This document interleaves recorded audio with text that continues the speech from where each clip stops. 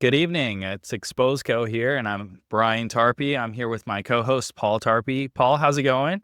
Good. How are you? Doing good, doing good. Tonight's topic is one that we've been wanting to do for a while, and so I'm really excited. Can you trust salespeople? Wow, I think that everybody kind of wonders about that. Let's begin. Yeah, no, I would say, to say the least, it's a juicy topic because this topic doesn't just talk about contractors, and this talks about salespeople over many different industries, and they get a bad rap. Is it really, is it really valid to have that rap? Is it valid to have that label? Being a used car salesman or being just salesmen in general, people are scared of them. They have generally a kind of a weird vibe when it comes to thinking of a salesperson. They think they're out to get them. And I think today we're going to shed some light on salespeople because there is a lot of different salespeople out there, and they're in tons of different industries and are all salespeople alike.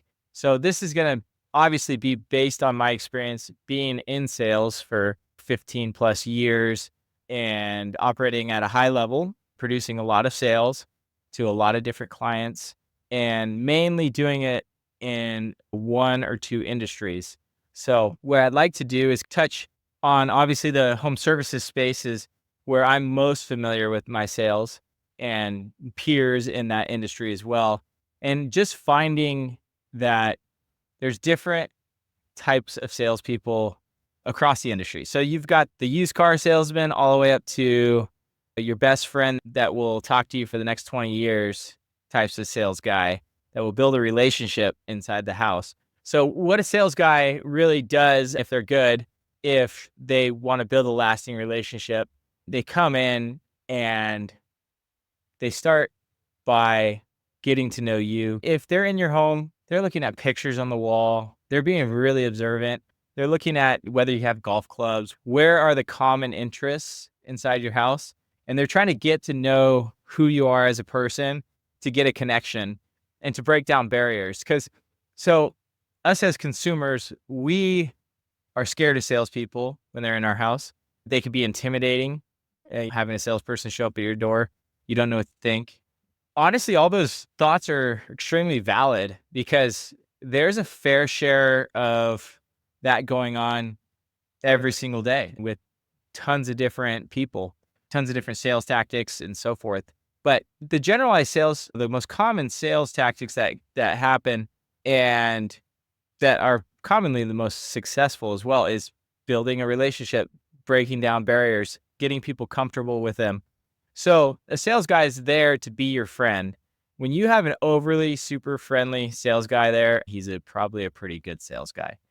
And now, should we trust that? In the end, a sales guy gets paid on you purchasing whatever they have to sell. That's the majority of salespeople. And if they don't get paid based on you purchasing something, they're probably not that great of a salesperson.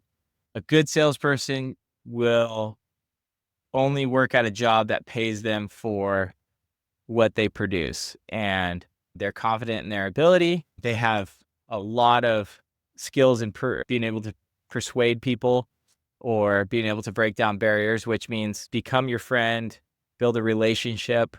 And sometimes it's somewhat genuine, but most of the time it's really the end goal is to make the sale. I think the first part of this is a salesperson trustworthy. I would say more often than not, I would go on the side of not trustworthy. I think that most salespeople have their pocketbook and an interest over what the consumer's interests or needs are. So I think that is first and foremost, I would say the majority. Now, we used to have a saying in my company is provide good service and the money will come. So basically provide honest, good service and they will buy from you. And that was our motto. And that's probably one of the most honest type of sales tactics you can have is just providing good service. And the byproduct of that is making money. We were successful at it but you still had to break down the barriers. You still had to be a friendly person. And at times it's putting on a show, basically acting as if you've known this person for a long time and just creating a conversation that they leave feeling warm and fuzzy about your relationship with them. So that whole ploy is greasy. It's a kind of a greasy feeling if you know that it's being intentionally done at the end of the day. Now, if you are getting quotes and you have people coming in your house and they're buttering you up and making you feel really good, and you say, I really like that guy. I want to buy from that guy because I really like him. He's probably just a really good salesperson with a really good personality. That doesn't necessarily reflect the company that's actually going to perform the work. Because most of the time, the salesperson doesn't do the work. And a lot of times, those guys that are extremely friendly, extremely good at what they do, they sell the job, they turn it over to the management to perform the work, and you don't even talk to them again. There's some occasions that some salespeople that will do a follow-up after the job's complete, and I think I have huge respect for those guys. I think that they are full of integrity because they are not just saying, "See you later, I got my check signed, and I'm out." But the industry's full of both of those. There's guys that will follow up. So I think a piece of advice I could give anybody based on even that conversation is if you do have something that you really like, make sure that they put it in writing that they're going to be there when the job is complete, and they're going to walk up and they're going to walk through the job after it's complete, and make sure that you're 100% satisfied with what their company did. Because basically, the promises that they're giving you in the home before you make the purchase, you're going to hold them account to those promises on the finished day, on the end of the project. So you can really dictate if your salesperson has integrity by instilling some terms and conditions on your project. And I highly suggest that be one of them, is making sure that sales guy doesn't just get a signature and leave and never talk to you again, that he puts it in writing that he will show up at the end of the job to do a final walkthrough before you end up paying for the job. It makes sure that the promises that he's giving you are going to be fulfilled and that he's not just blowing smoke. Because you know what? Good salespeople sometimes say things, embellish things. They make things sound better than they are. They will push a narrative, and it's not 100% true, but it's enough truth that they feel like they're not lying to you. So a lot of that stuff, it can be confusing, but salespeople can justify a lot in their head on how they push the value of their company and everything without being accountable to it. And the key is that they, in the end, have a sense of, I'm going to see this person again. I'm going to be talking to this person. And if we don't do a great job, I'm going to be embarrassed about how much I sold our company's value to these people. And it turned out like crap. I'm going to be the one that's going to have to hear about it. It really will help to make sure your job is a quality job at the end of the day, that they get it done right, because that salesperson will be shouting from the rooftops in their organization saying, do a good job. I have to meet with so-and-so at the end to collect a check, and I don't want to be getting an earful of complaints about you guys. Do a good job, please. So sales guys are known to be prima donnas. So they're known to always be the loudest in the crowd, and the most animated. So companies are used to those guys, raising a ruckus in their organization.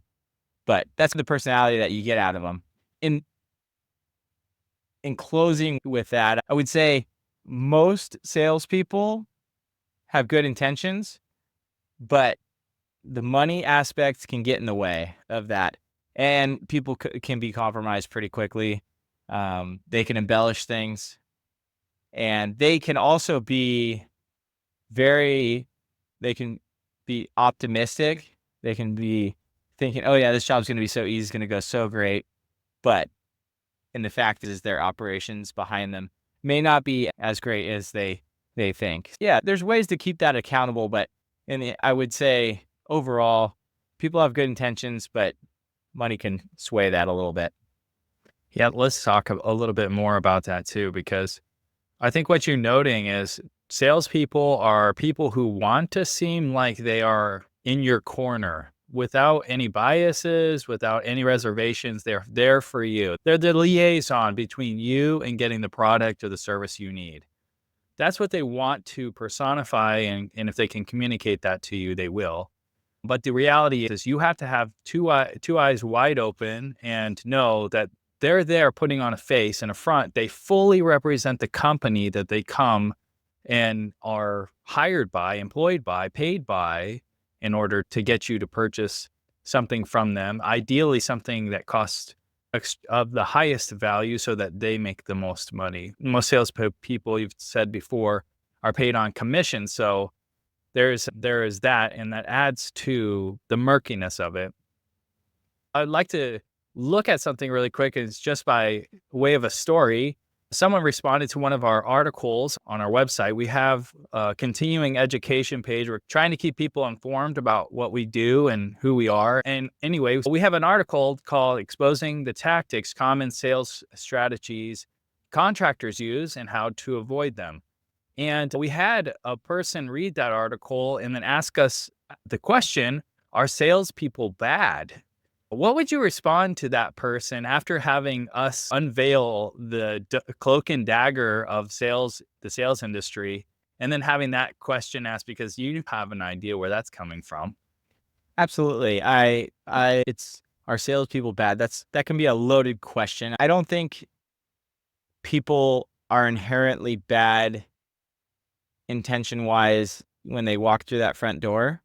But I think salespeople in general, competitive in nature or just in the fact that they want to take a paycheck home, often will resort to making sure that the customer feels warm and fuzzy at the end of the day, no matter what that takes to close that deal. But I've met quite a bit of salespeople that at least, hey, they could have been selling me too in that conversation about how their ethics and morals are in the utmost.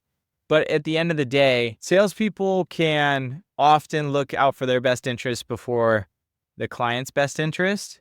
I think it's a rarity to find salespeople, and not even necessarily in the fact of people being dishonest, just the fact of salespeople not having the tools to be able to, or the understanding or the knowledge to be able to understand what the consumer actually needs and meeting those needs instead of looking for what has worked for that salesperson in the past, their pitch. People get in a rhythm of selling a certain item because they're super comfortable with that item and they can talk about that item. They can talk about the benefits of that item. They know it really well.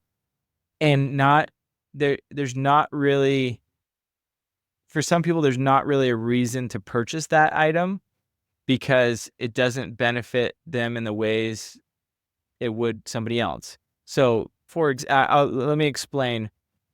If you bought an air conditioner that uses next to zero electricity, but it costs 3 times more for that air conditioner up front, and somebody and this salesperson knows a lot about that air conditioner, the person that is in a climate that isn't going to run their air but maybe 1 month a year, buying that one that uses way less electricity for 3 times the amount is never going to pay for itself. It's never going to be a benefit financially for that person. And that person probably, or if, asking the question, won't necessarily care about the benefits that come from that system.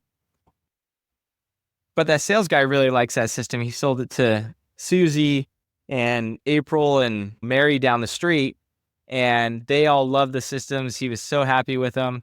And also, he is extremely comfortable with selling that system. That has some bias there because he's telling you that you need that system, even though you don't necessarily need that system. Instead of using logic or actually facts, he's using what his experience has been. So that's also a really common thing in the home services industry is you'll get people that will come at you and give you a price. And a lot of times they'll give you one price. They'll say, hey, here's the air conditioning for your house. And basically it's really doing a disservice to homeowners and consumers is you're not giving them a choice to really look at all the options and be able to figure out what's best for them and their needs. And that's a disservice. So I don't know if I'm going on a tangent there, but I think that salespeople do think about their pocketbooks primarily, whether they're good intentioned. And I think that they're honest most of the time, but in the end, they're going to say what they need to say in order to close the deal and walk out of there with a sale. And a lot of times that can be stretching the truth or making things sound better than they are. Yeah, so every salesperson's going to be a mixed bag. There's going to be good and bad. They're going to be justifying things in their head. They're going to fall into routines that make sense and have worked for them in the past and helped them to make money and put food on the table for their families. Like all those things we can't really fault people for. It's just a human nature. But this is where we come in, isn't it? This is where we find our value for our customers, our clients, because if they're not going to be able to trust a salesperson and they don't know heating and air conditioning inside and out, how can they be protected? Who will represent them or at least be able to be a second set of eyes for them? How does this work with Exposeco? Yeah. And also, you got to think too, on top of it, this industry is a extremely underserved industry.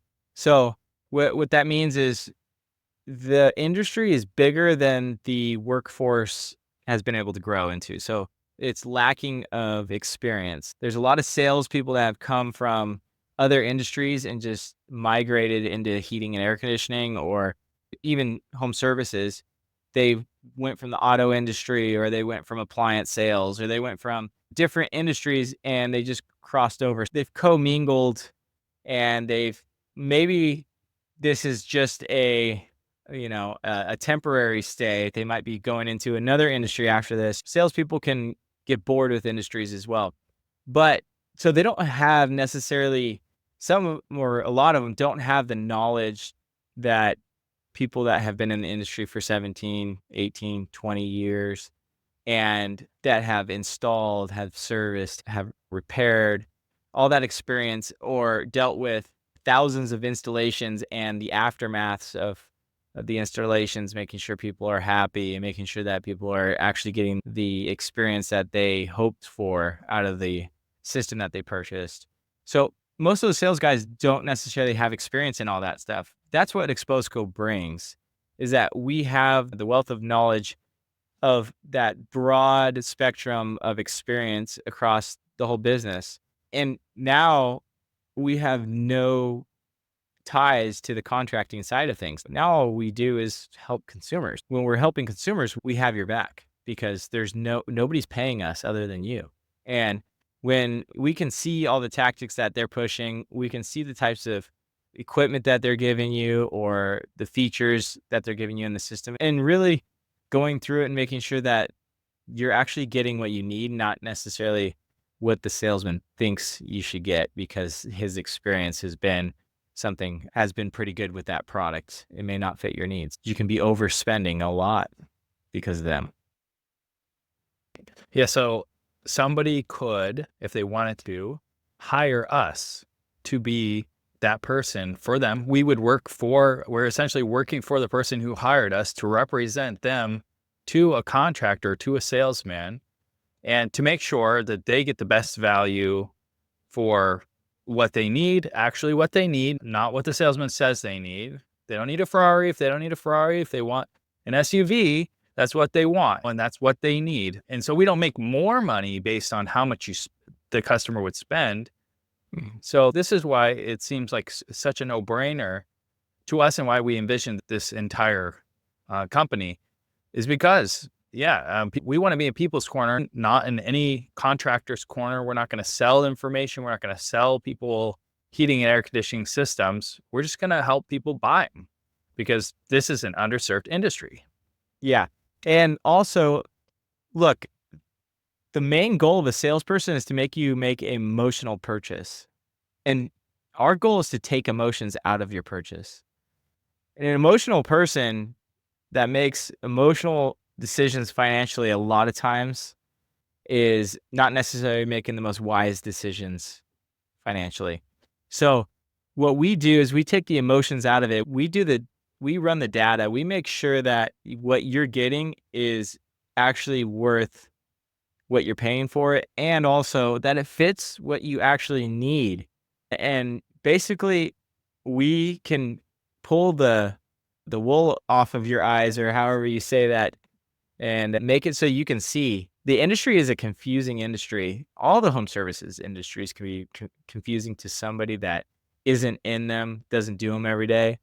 Just like the financing industry or the loan industry, all that stuff can be pretty confusing to somebody that doesn't do that every day. Everybody has their skills. How much time do you want to spend to become an expert on air conditioning during this purchase? Or do you just want to find somebody that already knows and spend a little bit of money and make sure you get a great deal? So that's really the pitch on our end is, hey, make it a worry-free purchase. It's a big purchase. Make it worry-free. Make sure that you have somebody in your corner that has been there, done that, and dealt with these people, and to have your back. Yeah. And maybe you can wrap this up in a second with a final thought, but let me just add that the premise of this too is that our service will pay for itself, actually, and it can pay for itself clearly with the negotiation package. If people want us to negotiate on their behalf, they're gonna save money, and there's no chance that they won't save money, or it doesn't cost them anything. But on the other side, there's even more to that in the value of having us in their corner. That this service really does end up paying for itself when you're not buying things that you don't need. And there's so much value in that. People are overpaying for things and they don't even know it. Exactly. There's so many different things in air conditioning that people can project value about. They can talk about and have a key talking point that they're comfortable with. For example, somebody can talk about hospital grade filtration or really good filtration. Don't you want to breathe right? Don't you want to breathe healthy? Some of those things, there's a lot of fluff in that language, and people put price tags of thousands of dollars on that language, and we can read right through and we can know exactly what they're giving you, and then we can decipher whether you have allergies or you have a health condition that needs that, or your house is, has mold problems or anything like that. We can have that conversation with you and actually ask the questions that they're not asking. They're just packaging it in a really good type of slogan and pitching it to you and making you feel warm and fuzzy and making that emotional hit to where you go, man, I really like what they're telling me. Our goal is to make sure that you walk away with a list of items that they're providing you, and we can make sure that we can check the boxes on which parts of those lists actually need to happen, and the stuff that you can just tell them to take off and lower the price to bring it to what you actually need, and get you something that's going to be reliable. It's going to last you a long time, but yet not cause you the aches and pains of paying for it. Paul, send us home.